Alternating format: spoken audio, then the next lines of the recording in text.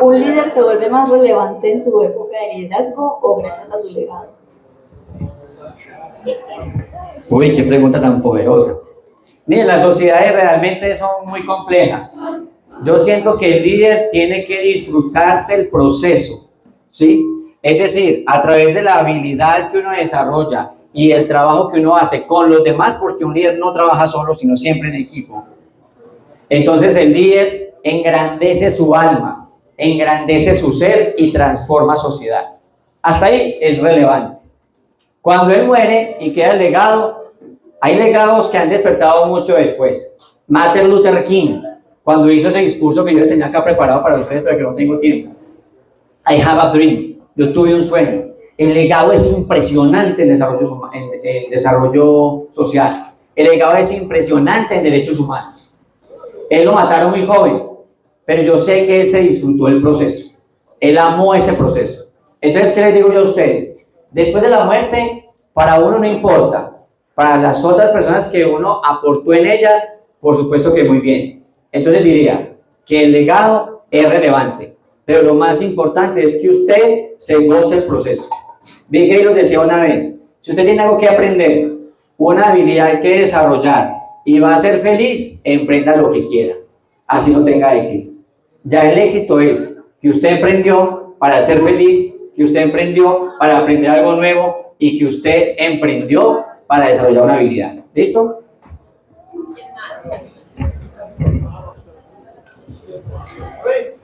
¿Cuál considera que es el mayor error que cometen los líderes hoy en día?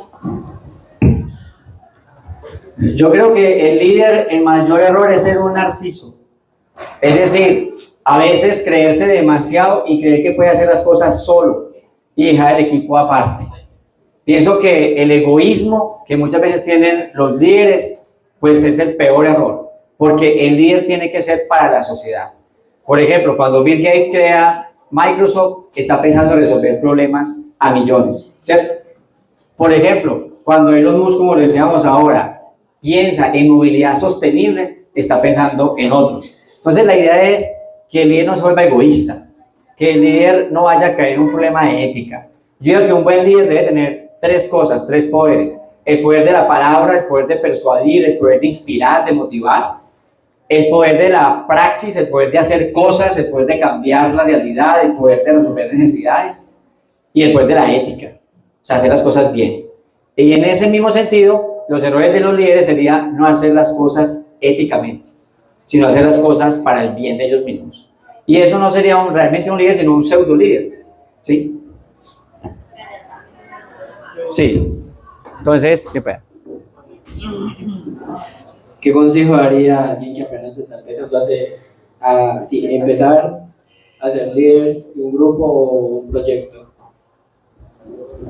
Sí, lo primero es cuidar mucho la ética, porque es la credibilidad, ¿sí? O sea, el ser de uno debe ser confiable y eso se hace a partir de la ética.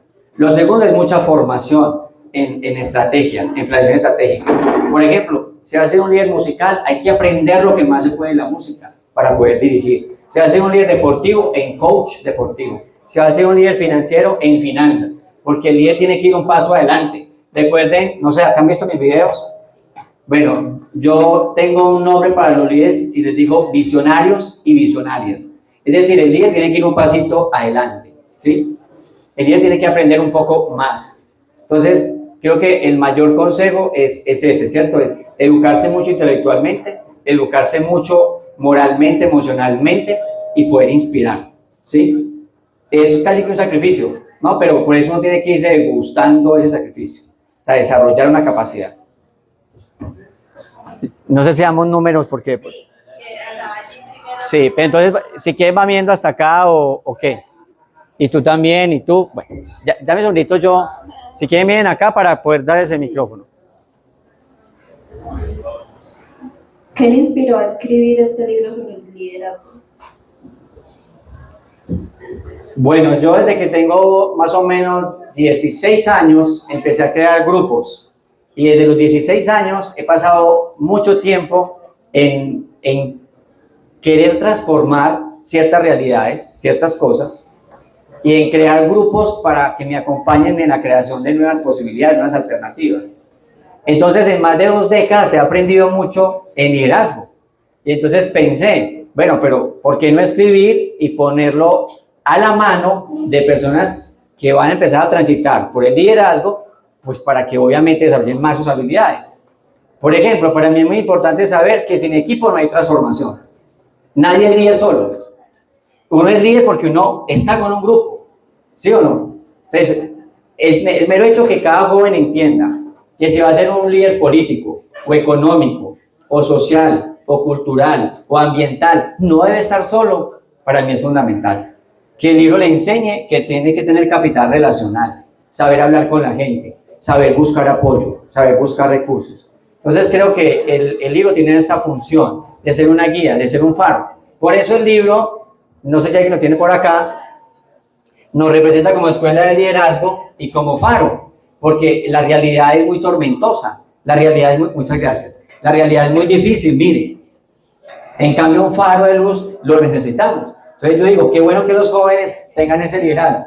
Lo otro porque es un vacío, mire, yo fui candidato al Consejo de Juventudes de Bosquebradas, pero no tenía un libro para formarme en liderazgo. En ese tiempo los libros eran muy diferentes.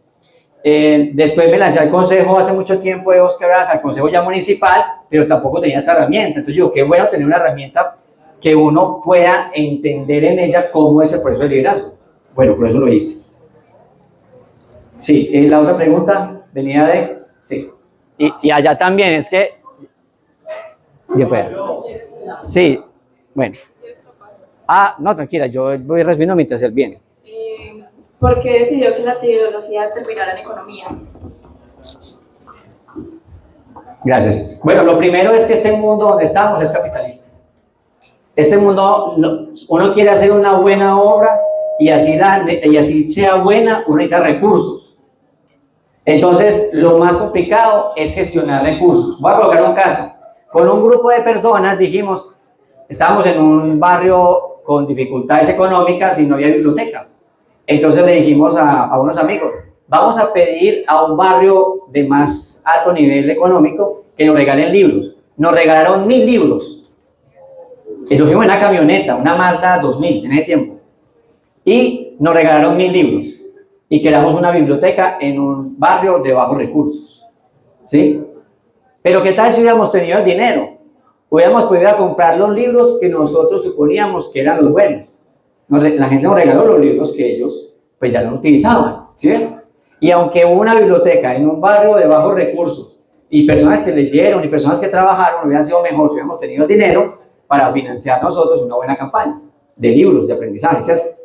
Entonces lo decidí terminar con el tema de liderazgo y finanzas, porque las finanzas hacen posible que las buenas obras que ustedes quieran hacer o la diversión, la calidad de vida la puedan financiar, ¿sí ven? Es por eso. Creo que hoy no es posible tener una buena calidad de vida sin finanzas. Creo que la parte financiera es fundamental para que uno pueda tener una buena vida. Bueno, sí, creo que pero primero irás vos, ¿cierto? Sí. Yo creo que entonces 2 tú que hacer rato, 3, 4 y 5. ¿Conoces un caso en particular de una persona donde tus libros hayan inspirado a hacer grande en la vida a una persona y se la conozca?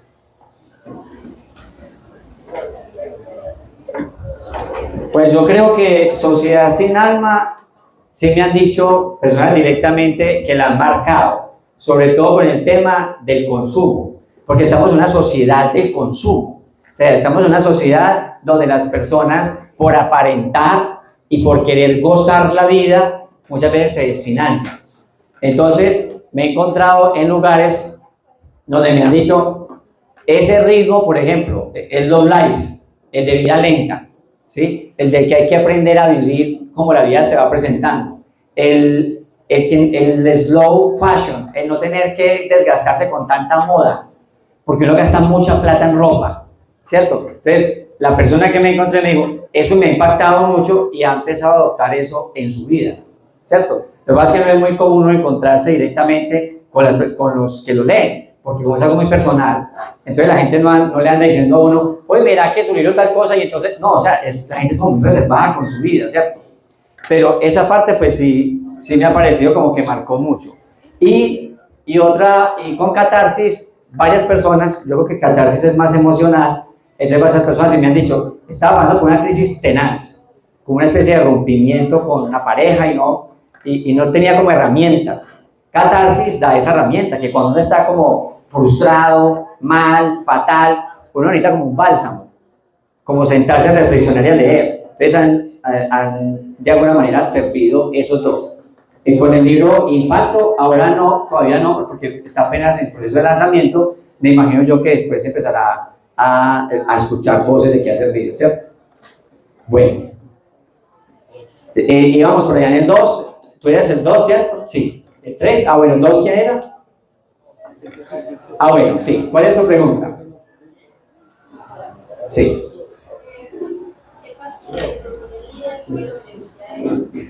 Sí, yo creo que no hay liderazgo en el egoísmo. Yo creo que solo hay pseudo liderazgo, es decir, falso liderazgo, liderazgo negativo.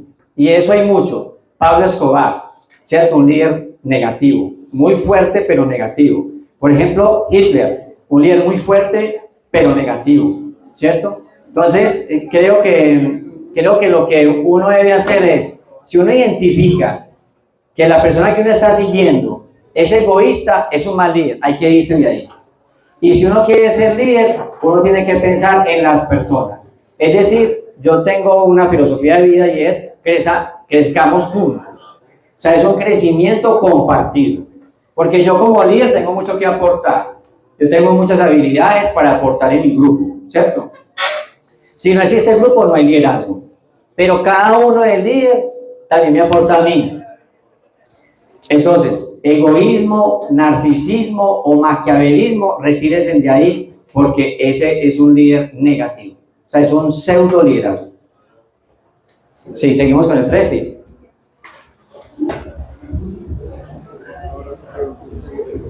Bueno, pues en el libro usted habla de que un líder no necesita sobre el talento, sino los recursos. Entonces yo quería preguntarle que si alguna vez ha conocido un líder potencial que no se haya podido realizar por falta de recursos. Bueno, sí, obviamente no puedo dar nombres personales, pero sí, dos líderes, un líder intelectual impresionante, impresionante. Y por falta de recursos no pudo desarrollar todo su potencial. Pero por otro problema también, no quiso negociar, no quiso buscar apoyo, se encerró y se quedó él solo en su mundo, se ensimismó. Para mí hubiera sido extraordinario, extraordinario. Incluso una persona conocida de ese grupo ya es congresista. Ese era inteligente, no tenía recursos, pero se hizo camino, como dicen por ahí, se hizo camino al andar. Pero lo que vos me dices me da para dar un buen consejo. Y es, muchachos, uno no puede estar solo. Uno tiene que tener aliados. En liderazgo se llama alianza estratégica. Uno que tiene que tener vínculos. Porque si tiene capacidad, con eso es suficiente. Llega el momento, pero hay que salir a buscar, ¿cierto? Bueno, sí. Tercero, sí. ¿Qué aspectos mejoraron en su vida al escribir el libro? ¿Qué aspectos mejoraron en mi vida al escribir el libro? Bueno, yo creo que para mí es muy importante el enfoque. Entonces, al escribir el libro y haber revisado tantas teorías del libro, pues sí me lleva a pensar en que yo tengo muchas cosas por hacer, muchas, pero no tengo el don de la ubicuidad. Tengo que decir, quiero hacer muchas, pero tengo que hacer esta prioridad.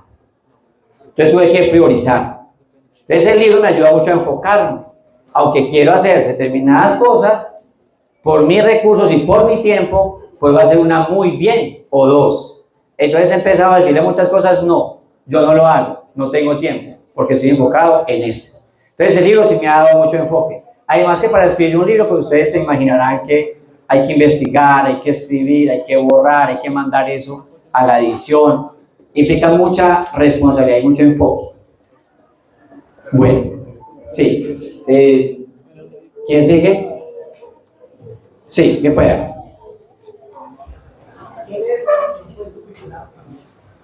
¿Quién fue mi figura qué? No, yo que toco un micrófono, no.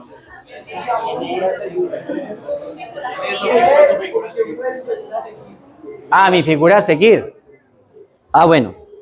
Bueno, digamos que yo tengo, pues uno siempre tiene papá, ¿cierto? En primera instancia, mi padre, pues es mi primer mentor, ¿cierto? Mi padre, Leonardo Jesús Olagamerí, mi primer mentor, ¿cierto? Y mi madre, la primera también mentora, digamos, femenina. Ya desde el punto de vista de crecimiento intelectual y demás, yo sí tengo como unas personas que me han inspirado mucho. En filosofía, Karl Raimund Popper. Yo creo que me ha marcado mucho desde cómo pensaba él y cómo veo la vida yo. Otro que me ha marcado mucho desde el punto de vista intelectual es un filósofo que se llama Immanuel Kant y otro que se llama David Hume. Son filósofos, por ejemplo, David Hume, que estuvo muy en la parte filosófica humanista y en la parte financiera. Entonces yo he intentado aprender mucho de ellos. Más o menos ha sido como los pilares, sobre todo intelectuales, en los que yo me he basado. Y mientras he liderado en tanto tiempo, yo he aprendido mucho también de mi equipo de trabajo, porque cada ser humano siempre le enseña a uno algo de valor, o mucho de valor. Sí, ¿otra pregunta? Sí. Y otra pregunta. Entonces, 1, 2, 3. 3, sí. ¿Cuál es su opinión frente a la dependencia del uso de la inteligencia artificial en la actualidad? Sí, yo creo que la inteligencia artificial básicamente tenemos que empezar a aprender a trabajar con ella. Hay que tener cuidado con los riesgos. ¿Cuál es el riesgo? Que con inteligencia artificial también se produce mucha información y entretenimiento barato o chatarra. Con inteligencia artificial también se producen noticias falsas. Con la inteligencia artificial también se produce dogmatismo. Entonces hay que saberla tomar para bien, trabajar con ella, mejorar la producción, mejorar el trabajo que uno hace, aprender a usarla, ¿cierto? Si no, se vuelve un arma de doble filo. Entonces es como la pólvora. Cuando se creó la pólvora, uno mire, con la pólvora se crean las armas de fuego y el poder de amplificar la muerte aumenta. Pero con la pólvora también es posible crear túneles y crear desarrollo. Con la inteligencia artificial es lo mismo. Para bien, nos ayuda a identificar problemas del cáncer más rápido. Para bien, nos ayuda a modelarnos mejor en las ciudades, el territorio. Para bien, nos mejora nuestro trabajo. Pero para mal, nos adoctrina. Para mal, nos deja la mente atrofiada. Para mal, nos genera dependencia digital. Entonces, es cuestión de tener un equilibrio. Bueno, ¿quién era el tercero? Sí. Y el segundo y tercero.